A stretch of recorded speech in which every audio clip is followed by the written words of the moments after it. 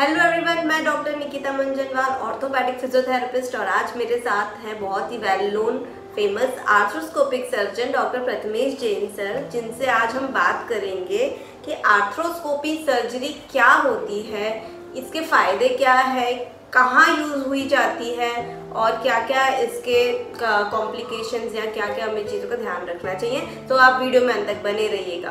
तो सर, मेरा आपसे पहला ये सवाल है कि आर्थ्रोस्कोपी एग्जैक्टली मतलब क्या होता है? आर्थ्रो मतलब होता है जॉइंट और स्कोपी का मतलब होता है दूरबीन जी। तो जॉइंट की दूरबीन के द्वारा सर्जरी किए जाने को हम आर्थ्रोस्कोपिक सर्जरी बोलते हैं जी। यह एक ऑर्थोपेडिक सर्जरी की सुपर स्पेशलिटी है। मतलब ऑर्थोपेडिक सर्जरी की ट्रेनिंग के बाद, मतलब एमएस ऑर्थोपेडिक करने के बाद आर्थ्रोस्कोपिक सर्जरी में ट्रेनिंग ली जाती है जी।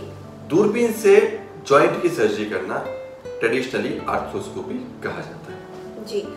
तो सर, ये जो सर्जरी है वो सिर्फ घुटनों में ही की जाती है? क्योंकि मैंने जनरली लोगों से ये सुना है, या एक हमारे गलत धारणा है समाज में कि सिर्फ घुटनों में ही आर्थ्रोस्कोपी की जाती है। तो सिर्फ ऐसा है क्या सर? देखिए, आर्थ्रोस्कोपी किसी भी जॉइंट में की जा सकती है जी। आमतौर पे जिन जॉइंट्स में हम दूरबीन की सर्जरी करके आराम दे सकते हैं जी। उनमें सबसे ज्यादा जो है वो घुटना, जी। कंधा, कोहनी, जी।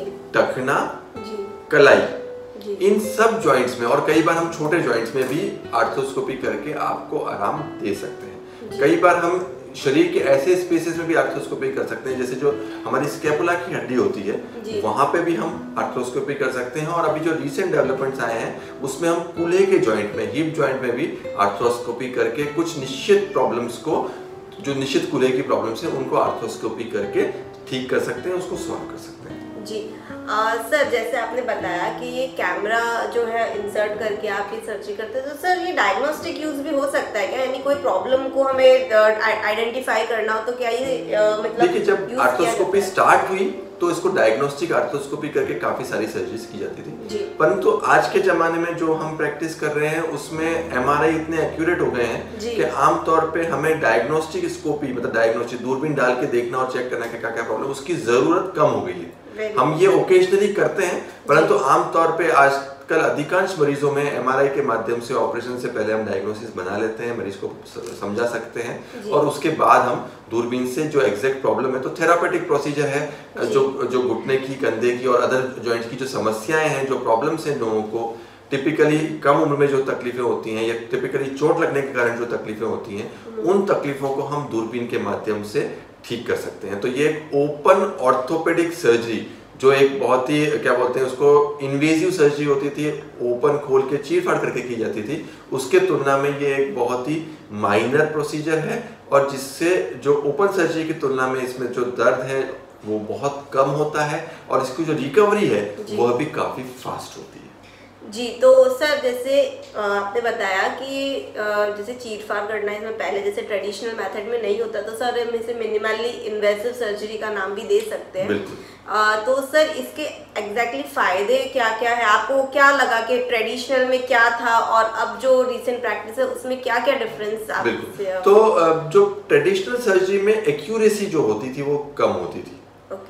दूरबीन के द्वारा सर्जरी करने में जब हम लगे हैं तो हमारी एक्यूरेसी और आइडेंटिफिकेशन बढ़ गई है। इसका कारण ये होता है कि जो हम नेकेड आंखों से देखते हैं, हम जब आंखों से जो चीज देखते हैं उससे 40 टाइम्स मैग्निफिकेशन से हम दूरबीन से देख पाते हैं। तो अगर इतना सा शोल्डर का जॉइंट है जो आपको इतना सा दिखेगा, वो हमें कैमरा में करीबन इतना बड़ा दिखता है। तो हमारी जो एक्यूरेसी है वह बढ़ गई है। छोटी छोटी प्रॉब्लम जो पहले आइडेंटिफाई भी नहीं हो पाती थी ओपन सर्जरी में, वह हम अब आइडेंटिफाई कर पाते हैं। तो सबसे इंपॉर्टेंट चीज जो मैं मानता हूँ जो डेवलप हुई है दूरबीन की सर्जरी का, वो एक्यूरेसी और प्रेसिशन है।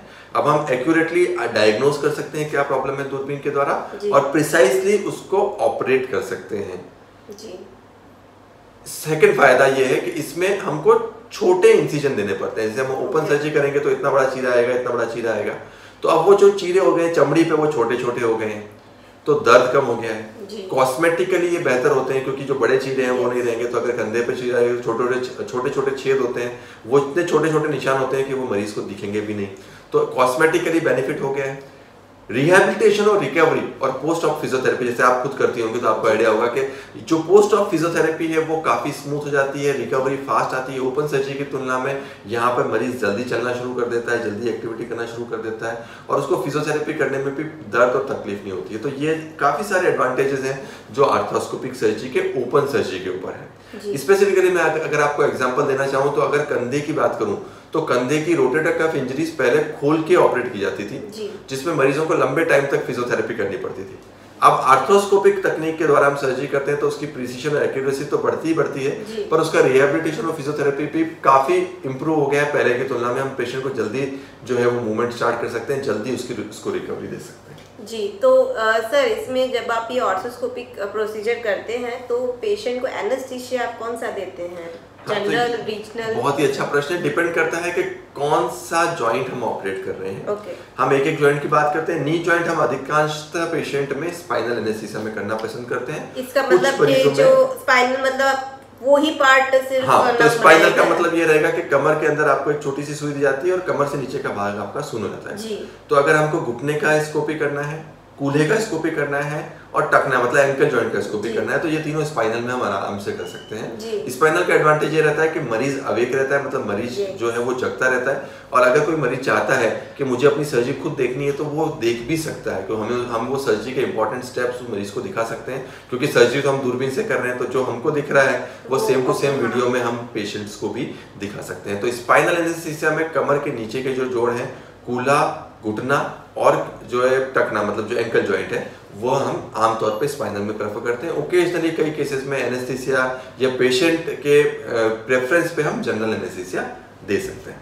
अब रही बात अपर बॉडी की। अपर बॉडी में आता है कंधे के जोड़, कोहनी का जोड़ और कलाई का जोड़ इंपॉर्टेंटली। तो यह तीनों जोड़ हम ब्लॉक में करते हैं।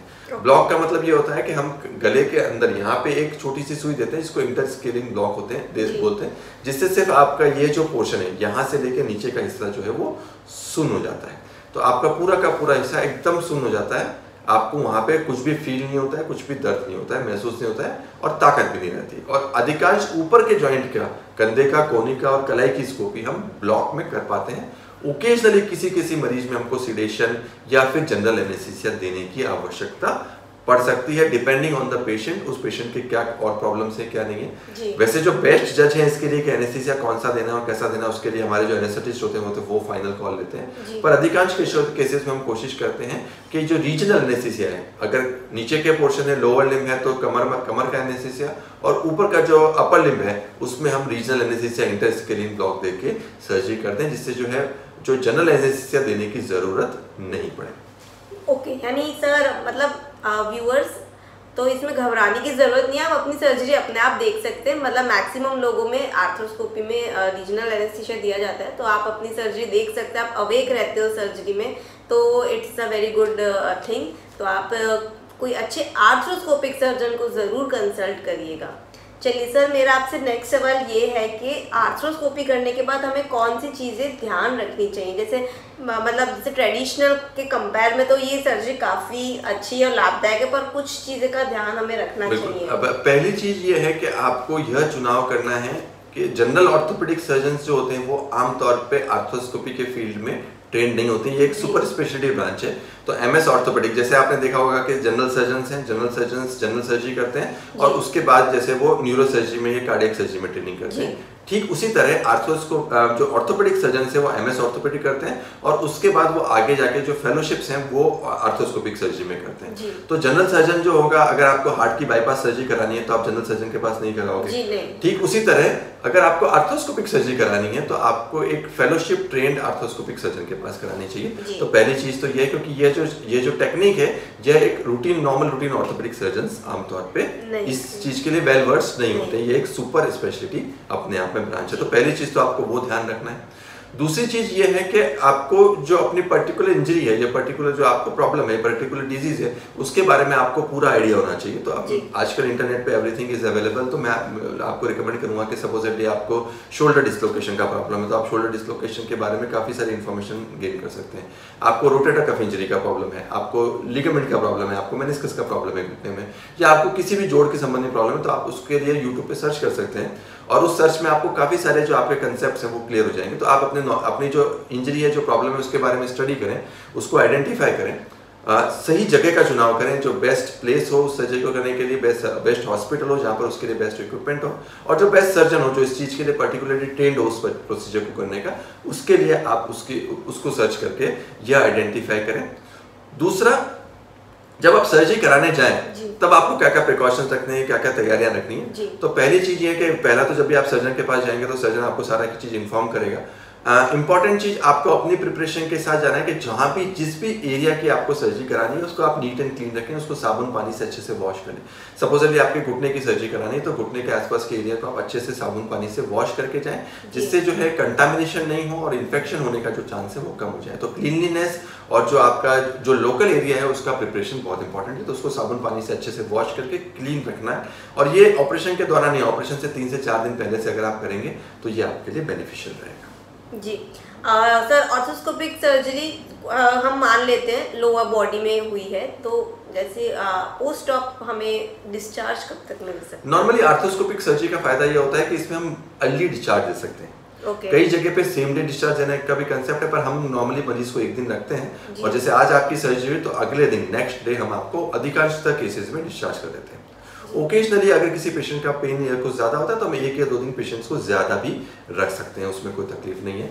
आमतौर पे यह जो सर्जरी है, यह जो प्रोसीजर है, इसमें रिकवरी क्विक आती है। तो नॉर्मली हम सेकंड डे पे फिजियोथेरेपी स्टार्ट कर सकते हैं। तो हमारे जो फिजियोथेरेपिस्ट टीम के लोग हैं वो उनको पेशेंट्स को देखते हैं, उनको गाइड करते हैं कि क्या क्या फिजियोथेरेपी करनी है, क्या क्या करना है आपको, क्या क्या नहीं करना है जी। और दूसरा जो हम चीज देखते हैं वो पेन मैनेजमेंट है। तो ऑपरेशन के बाद सेकंड डे पे थोड़ा पेशेंट को पेन या डिस्कम्फर्ट रह सकता है, तो उसके लिए हम पेन की मेडिकेशंस जो पेशेंट्स के अप्रोप्रिएट होती हैं वो उस पेशेंट्स में हम देना पसंद करते हैं जी। सो व्यूअर्स से आप सबके लिए एक बहुत अच्छा मैसेज है कि इसका डिस्चार्ज जो है वो विदिन 1 डे हो जाता है। तो अगर आप आउट ऑफ अहमदाबाद या आउट ऑफ गुजरात रहते हैं तो आप ज़रूर हमारे सेंटर पे आइएगा, क्योंकि विदिन 1 डे आपको यहाँ से ऑलरेडी डिस्चार्ज दे देंगे, तो कोई प्रॉब्लम वाली बात नहीं रहेगी।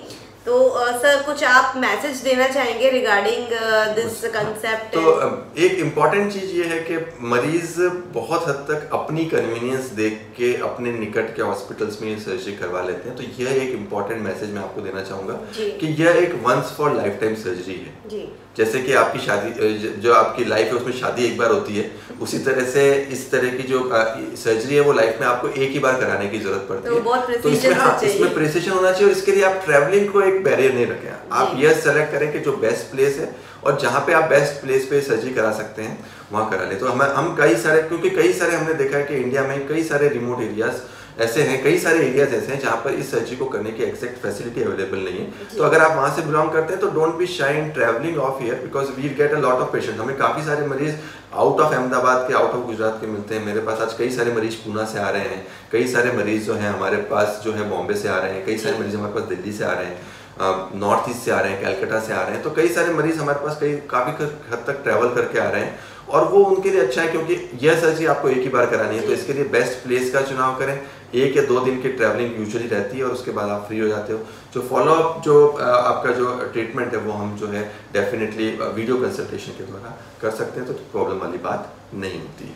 Okay, thank you so much sir, आपने इतनी अच्छी इन्फॉर्मेशन हमें दी। तो व्यूअर्स आप इसका पूरा लाभ उठा सकते हैं, और अगर आपको कोई भी कमेंट हो, कोई भी क्वेरी हो, नीचे कमेंट सेक्शन में ज़रूर लिखिएगा और जितना हो सके वीडियो को शेयर करिए जिन लोगों को ये प्रॉब्लम है, और चैनल पर नया तो सब्सक्राइब कर दीजिएगा। Thank you and take care.